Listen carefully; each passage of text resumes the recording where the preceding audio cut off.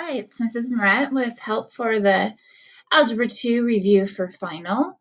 And just as a reminder, only students with a current D or F will be taking this final, and passing the final will allow you to improve your grade by 1 letter grade. So we'll start with Unit 1 on sequences. So when you learned about sequences, we learned about writing 2 different types of rules. A recursive rule, which has 2 parts. It kind of tells a story where the sequence starts and what happens to get to each term. And then explicit rule is more like equations that we use all the time. For example, when you plug a number into an explicit rule, it gives you that term. So it's more like an equation. All right, so to write either one of those, you need to know for each sequence what's the first term and then what math is happening to get from one term to the next. So on the first one, the first term is 2. And then to get from one term to the next, we're adding 7.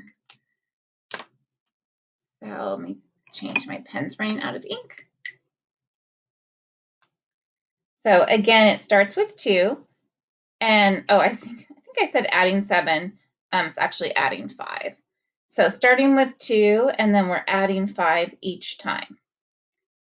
The next one starts with 3, and then to get from one term to the next, it's multiplying by 4, so times 4. And the last one, it starts with 11, and to get from one term to the next, it's actually counting down by 6, so minus 6. All right, so you'll see those values for the first term and then for the math that's happening in the recursive rule. And so the recursive rule has 2 parts. The first part, we use this function notation. We call that A of 1, but what it means is the first term. So this is whatever the first term is. And then the second part in recursive form is where you tell what's happening to generate new terms. And that's what A of n means, that for each of the next terms. And it's equal to always the term before it. So that's how you write the term before it, A of n minus 1. And then whatever math is happening is what goes there. So for number 1, like this would be plus 5. For number 2, it would be times 4. And for number 3, it would be minus 6. So our first term goes here.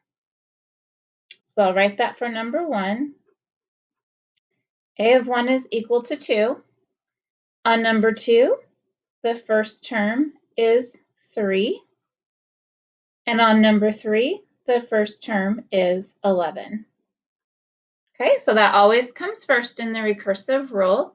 And then the second piece of it always starts out with this same part.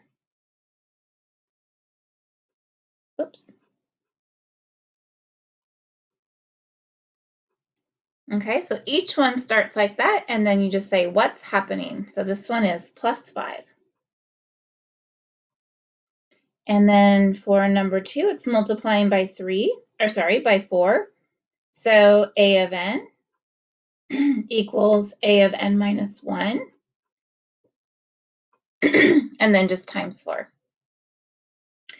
And for the last one, A of n equals A of n minus 1 minus 6.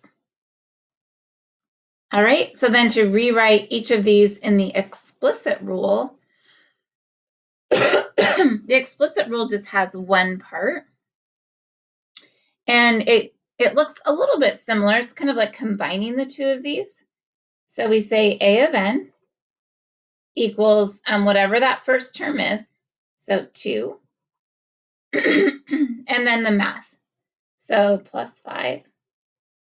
But because it happens over and over, that plus 5 is multiplied by n minus 1. Because repeated addition is multiplication, The next one, because it's multiplying, it's going to look a little bit different because it creates an exponential function. So the first term is 3, and then it's times 4 over and over. So n minus 1 is an exponent. And then the last one, the first term, so a of n equals, the first term is 11, and then it's subtracting 6 over and over. So that's what that looks like. Again, repeated subtraction is, going to be multiplication. All right, so that is what you need to know for Unit 1.